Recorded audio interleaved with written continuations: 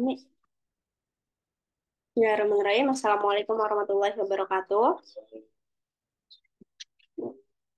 Di sini saya akan mereview jurnal yang judulnya Kinds and Dimension of Mindfulness, Why It is Important to Distinguish Them.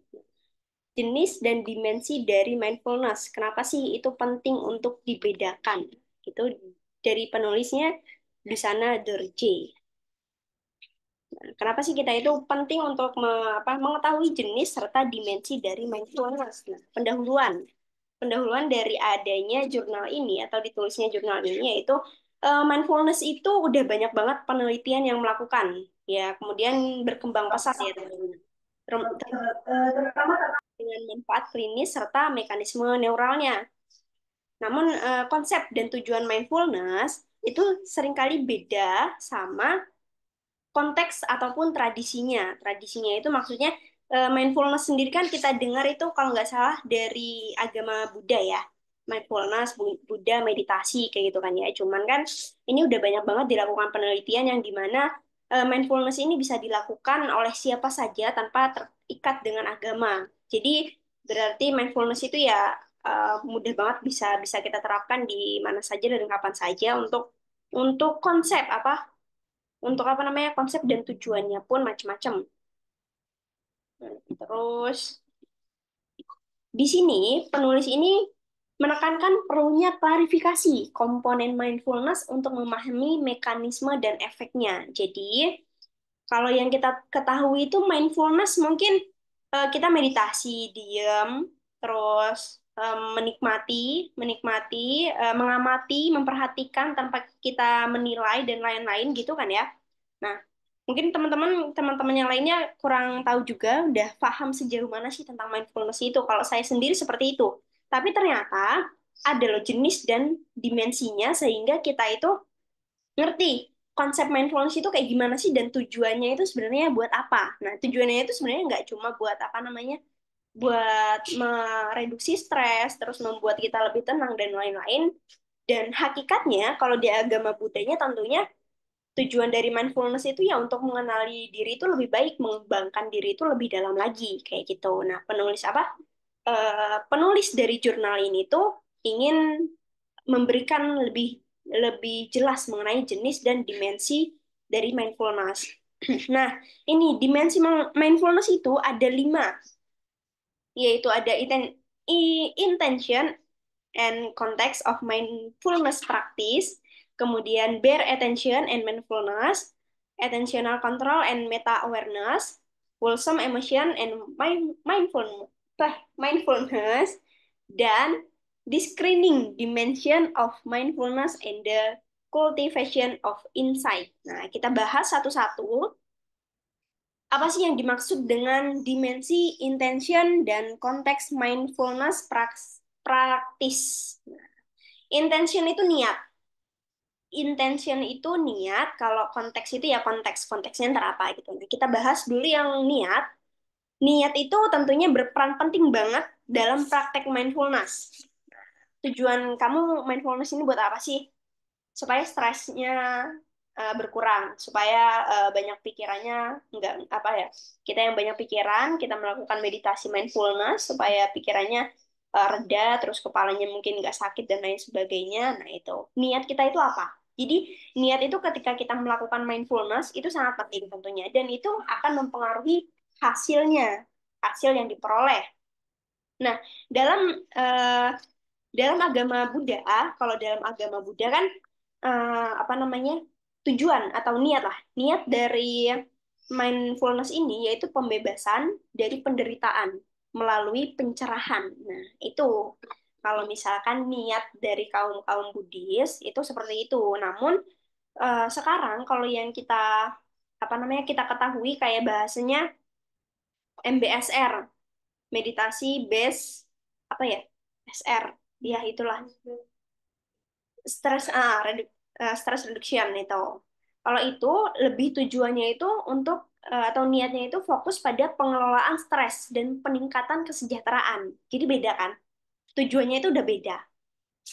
Tujuannya itu udah beda. Nah, konteks latihan mindfulness ini bervariasi. Konteks latihannya itu kita apa namanya latihan mindfulness itu konteksnya bisa macam-macam, bisa karena pendekatan terapeutik, kemudian spiritual, ataupun spiritual gitu kan ya, yang membentuk praktik dan tujuan latihan, ataupun kayak apa namanya pendekatannya di pendidikan kayak gitu. Itu beda-beda dan itu akan mempengaruhi bentuk praktiknya itu seperti apa dan tujuan latihannya itu untuk apa. Nah, jadi kita nggak mindfulness itu nggak cuma sekedar sekedar duduk diem untuk ini itu enggak. Sebenarnya ada kalau kita apa ya bahasanya kalau kita spesifikasikan lagi itu ada banyak macamnya seperti ini salah satunya. Nah, terus dalam proses kognitif dan neuralnya, kalau kognitifnya kan tentunya niat itu kan mempengaruhi seseorang ketika latihan mindfulness. Nah, dalam konteks tradisional tradisional Buddhis, tujuan akhirnya itu kan pembebasan dari penderitaan.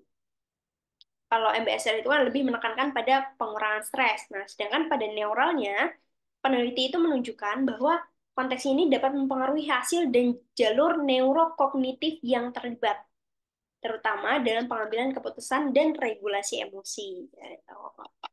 Lanjut ke dimensi yang kedua, yaitu bare attention and mindfulness. Bare attention itu merupakan fokus sederhana pada pengalaman tanpa tambahan interpretasi atau penilaian. Nah, ini yang udah sering kita bahas, yang dimana Pak Mus bilang kalau misalkan kita lagi merasakan emosi sesuatu, emosi itu cukup dirasakan, cukup kita amati, cukup kita hadir di situ menilai, tanpa kita melekat melekatkan diri kita terhadap emosi-emosi tersebut atau kejadian-kejadian kayak itu. Nah, itu bare attention, namanya bare attention. Nah, bare attention ini emang poin pentingnya di mindfulness. Rata-rata kan yang kita ketahui kan seperti itu ya mindfulness. Mindfulness kan kita kayak fokus sederhana tanpa tanpa tambahan interpretasi atau penilaian. Nah, itu namanya bare attention. Nah, di dalam MBSR ini, bare attention ini diarahkan pada sensasi dasar seperti suara atau sensasi tubuh.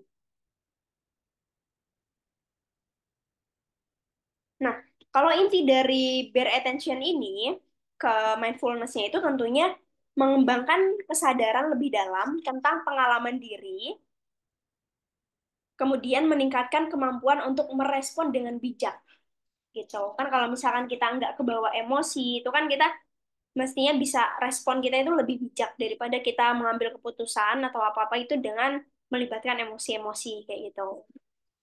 Nah, kognitifnya itu apa? Nah, dalam kognitifnya berattention ini mengacu pada kemampuan untuk memperhatikan pengalaman saat ini tanpa elaborasi ataupun reaksi kayak gitu. Jadi kita cuma mengamati, menyadari, menerima kayak gitu kan. Kemudian neuralnya itu apa?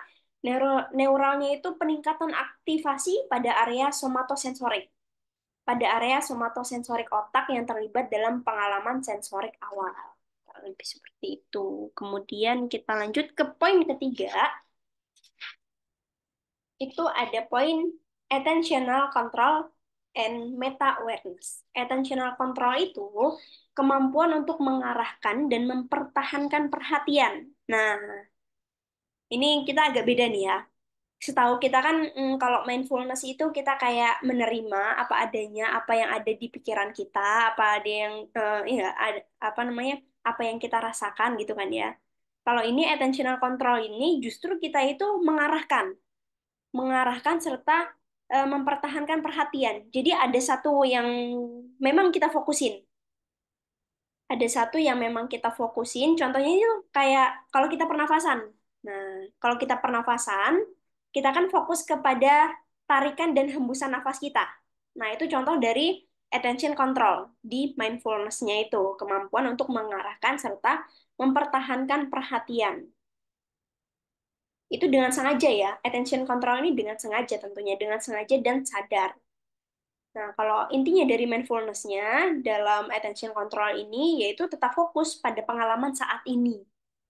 Jadi pikiran kita nggak melayang kemana-mana lah gitu, entah mikirin jemuran, belum kering, terus hujan kayak gitu, atau mikirin apa, makanan di gondol tikus, kucing gitu, enggak. Jadi attention control itu fungsinya ya salah satunya itu, untuk fokus pada pengalaman saat ini. Kemudian meta awareness itu kesadaran tingkat tinggi tentang kesadaran itu sendiri.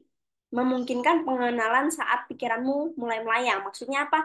Maksudnya ini seperti yang udah sering banget Pak Mustamir bilang juga, itu kesadaran tingkat tinggi tentang kesadaran itu sendiri. Jadi, kamu itu sadar kalau kamu itu sedang memperhatikan sesuatu.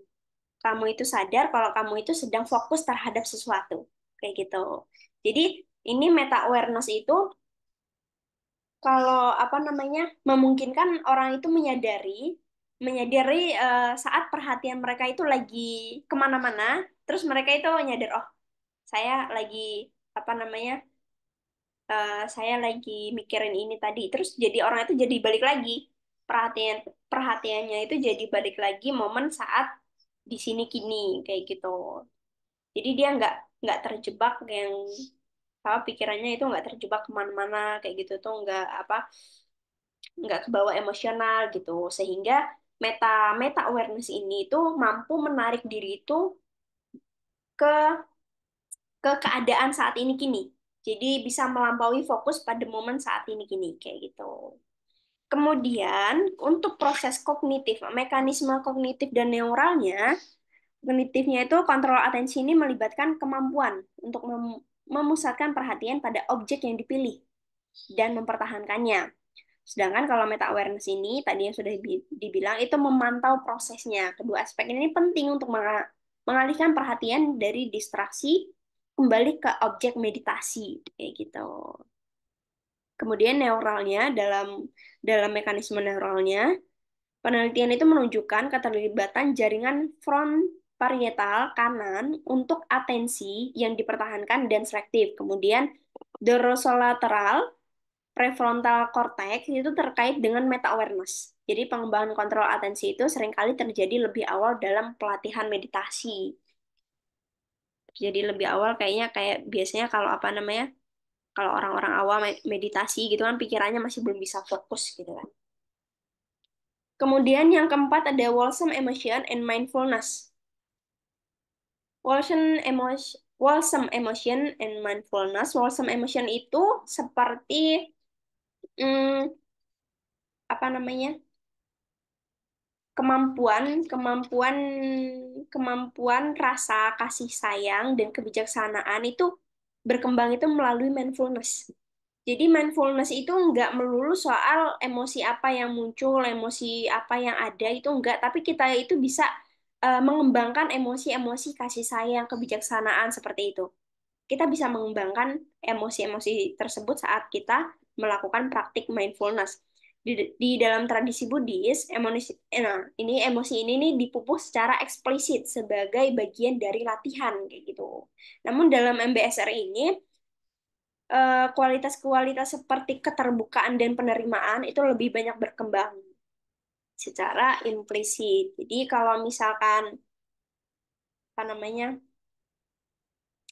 wholesome emotion ini emosi yang sehat dan mendukung kesejahteraan dalam konteks mindfulness itu bukan efek samping. Jadi misalkan kamu melakukan mindfulness, terus kamu merasa emosi-emosi positif atau kesejahteraanmu lebih bagus, lebih meningkat, itu tuh bukan efek dari meditasi, tapi itu tuh dikembangkan. Bisa dikembangkan ketika kalian melakukan meditasi, gitu.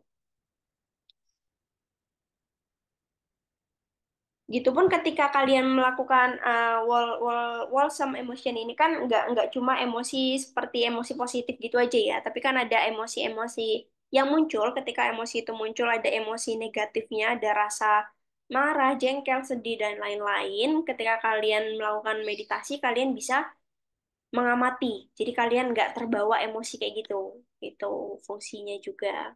Dan kalian bisa mengambil keputusan yang bijak. Dan ketika kalian memang sengaja untuk mengembangkan, bukan ketika meditasi dan apa namanya mengembangkan emosi-emosi positif itu tentunya sangat bagus untuk kesejahteraan psikologis kalian. Itu sangat bagus untuk kesejahteraan psikologis kalian karena memperkuat pikiran dan tubuh dan memfasilitasi hubungan yang lebih baik tentunya kepada diri sendiri dan kepada orang lain. Gitu. Terus mekanisme kognitif dan neuralnya dalam Wholesome Emotion ini, kognitifnya itu tentunya mindfulness itu melibatkan pengembangan emosi seperti kasih sayang dan penerimaan yang bermanfaat. Kemudian keterlibatan emosi ini meningkatkan kesejahteraan emosional dan mengurangi reaktivitas emosional negatif. Neuralnya, penurunan aktivitas di amigdala yang mengatur respon emosi negatif telah diamati pada meditator berpengalaman. Kemudian, aktivasi stabil pada area otak yang terkait dengan regulasi emosi juga dikaitkan dengan latihan mindfulness ini. Yang kelima, ini yang terakhir ya, the screening dimension of mindfulness and the cultivation of insight. Nah, di screening dimension of mindfulness itu tuh dimensi yang berkaitan dengan kemampuan untuk membedakan dan mengembangkan wawasan melalui pengamatan pikiran dan emosi tanpa terlibat secara reaktif. Nah, yang kita tahu juga mindfulness itu tanpa penilaian, tanpa penghakiman dan lain-lain, justru di sini ada dimensi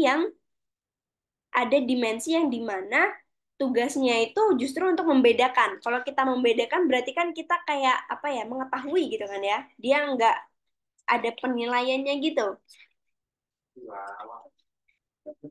Membedakan justru butuh pengamatan. Nah, di screening dimension itu kita butuh mengamati pola-pola, dinamika, emosi-emosi yang muncul. Jadi kita bisa memahami diri kita. Nah, apa ya? Jadi kita itu bisa mengamati, memahami pola dan dinamika yang mendasari pengalaman diri kita sendiri, kayak gitu. Jadi, kita kan tadi udah mindfulness, udah mengamati emosinya itu seperti ini, dan lain-lain. Nah, kalau di screening dimension itu, dia itu kesadaran yang mengamati pola-pola tersebut, pola-pola yang kita alami, sehingga kita itu lebih mengamati serta memahami dinamika yang mendasari pengalaman kita. Nah, itu di screening dimension itu. Nah, kemudian ada insight.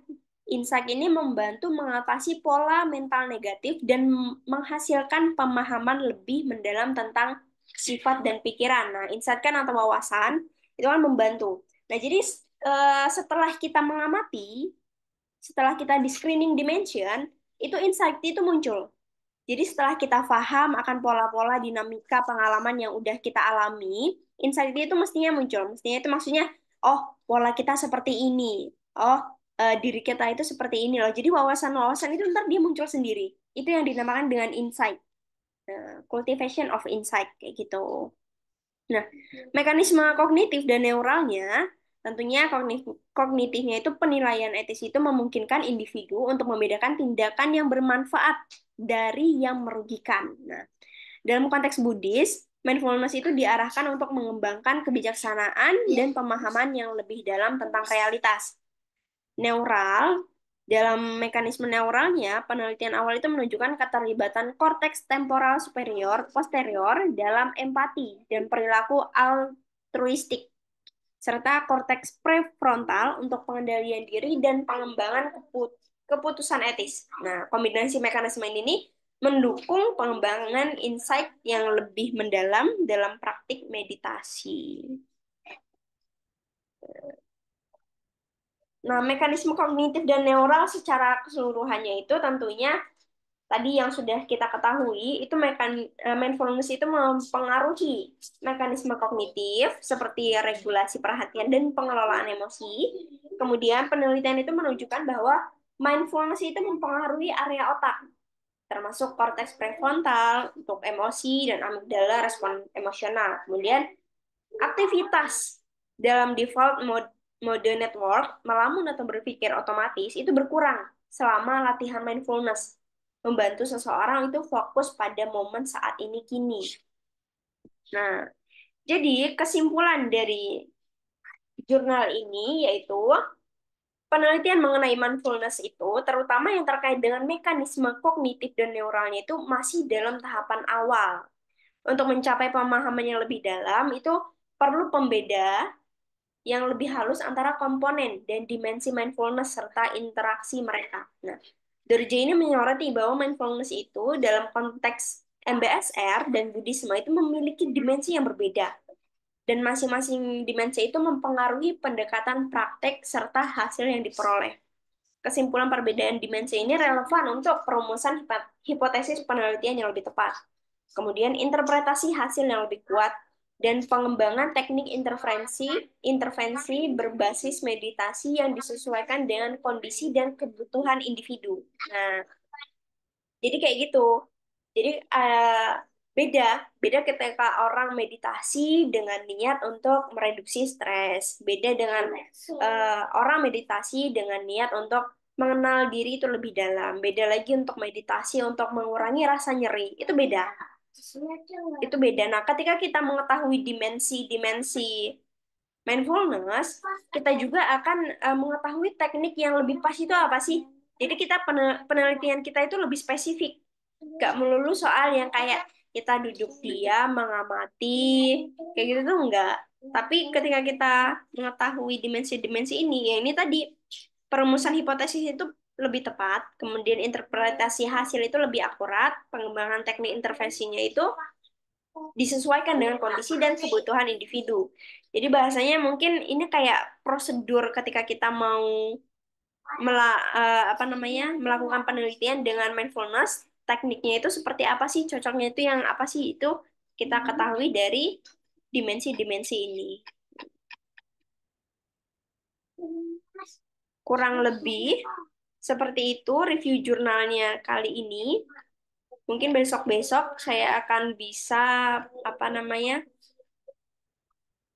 apa mereview jurnal-jurnal yang berkaitan dengan dimensi-dimensi ini. Jadi setiap dimensi kita kita kita bahas untuk prakteknya itu kayak gimana sih, penelitiannya itu kayak gimana. Kurang lebih seperti itu ya. Terima kasih. Wassalamualaikum warahmatullahi wabarakatuh.